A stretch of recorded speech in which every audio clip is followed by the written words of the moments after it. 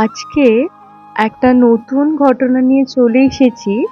আজকে আমরা যেটা নিয়ে আলোচনা করব সেটা হচ্ছিল অষ্টাবক্র মুনির সম্পর্কে।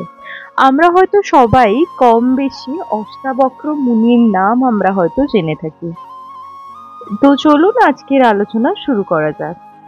এই অষ্টাবক্র মুনি মাতৃগর্ভে থাকা অবস্থাতেই নিজের পিতার দ্বারা অভিশপ্ত হন। তাও সে অভিশাপ ছিল না। এমনই কঠিন ছিল সেই অভিশাপ যে বলা হয় জন্মের সময় এই মুনির ৮টি অঙ্গই নাকি বিকলাঙ্গ বা বাঁকা হবে এবং এর নাম হবে অষ্টাবক্রী। এবং এই মুনির নাম জন্মের পর দেয়া হয়েছিল অষ্টাবক্র। এই ৮টি হাড় বাঁকা থাকার কারণেই কথিত আছে তার পিতা তার নাম দেন অষ্টাবক্র। প্রাচীনকালে এমনই এক নির্মম ঘটনার মধ্যে দিয়ে এই অষ্টাবক্র মুনি জন্মগ্রহণ করেছিলেন। তবে এখানেই ঘটনার শেষ নয়। আপনাদের হয়তো জানতে ইচ্ছা করছে যে এই অষ্টাবক্র মুনি বাবা বা পিতা কেন তাকে এমনি ধরনের অভিশাপে শাপিত করেছিলেন। তো চলুন সেটাও জানা যাক। এখানেই শেষ হয় না ঘটনা। এই মুনি নিজের মেধা, প্রজ্ঞা ও তপস্যার দ্বারা মুক্তিও পেয়েছিলেন তার সেই অভিশপ্ত বিকলাঙ্গতার জীবন থেকে। শুধু তাই নয়, তার হাতেই রচিত হয়েছিল অষ্টাবক্র গীতা। এছাড়াও সূর্যবংশীয় রাজা ভগীরথকে নতুন জীবন দান করে তাকে নির্বংশ হওয়ার হাত থেকেও বাঁচিয়েছিলেন এই মুনি। পরবর্তীকালে সেই বংশেই জন্মগ্রহণ করেছিলেন মর্যাদা পুরুষোত্তম শ্রীরামচন্দ্র। আবার বক্রেশ্বর শিব ও সতীপীঠের সাথেও জড়িয়ে আছে এই মহাজ্ঞানী মুনির নাম। এই অষ্টাবক্র মুনির নাম অনুসারে বীরভূমের বিখ্যাত জায়গা বক্রেশ্বরেরও নামকরণ করা হয়েছে। এই মুনি মাতৃগর্ভে থাকাকালীনই পিতার বেদ পাঠে ভুল ধরেছিলেন।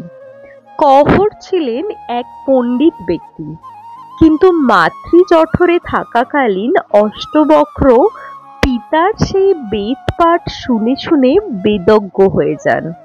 ফলত পিতার বেদ পাঠে তিনি ভুল ধরেন।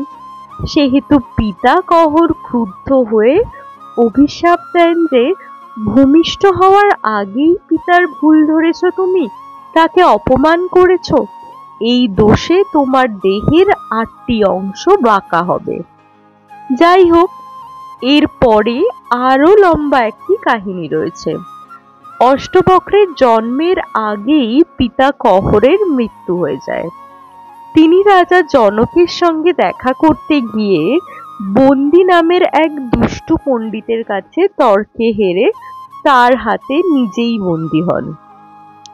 পরে অষ্টবক্র বড় হয়ে দেখিয়ে দেবেন তিনি কতটা পণ্ডিত।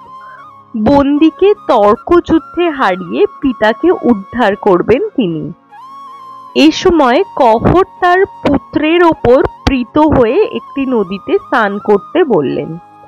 এই নদীতে স্নান করা মাত্রই তার শরীরের সকল বক্রতা দূর হয়ে যায়। এই জায়গাটি আর কোথাও নয়, আমাদের পশ্চিমবঙ্গের বীরভূম জেলার বক্রেশ্বর। এই স্থানে তিনি মহাদেবের তপস্যা করে তাকে তুষ্ট করে। এই সময় শিব তাকে বর দেন এই স্থানে প্রথম অষ্টবক্রের পুজো হবে, আর তারপরে এই জায়গাটা প্রসিদ্ধ হয়ে যায়। সেই থেকেই মহাদেব এখানে অধিষ্ঠিত আছেন। তিনি এখানে বক্রনাথ নামে পরিচিত। উল্লেখ্য যে বক্রেশ্বরে সতীর ৫১ পীঠের একটি কথিত এখানে দেবীর তৃতীয় নয়ন পড়েছিল। ফলত মহিষাসুর মর্দিনী রূপে অবস্থান করেন দেবী এখানে। বক্রনাথ তারই ভৈরব। এই ছিল আজকের অষ্টবক্র মুনি সম্পর্কে ডিসকাশন। তো ভিডিওটা ভালো লাগলে লাইক, শেয়ার এন্ড সাবস্ক্রাইব করার অনুরোধ রইল।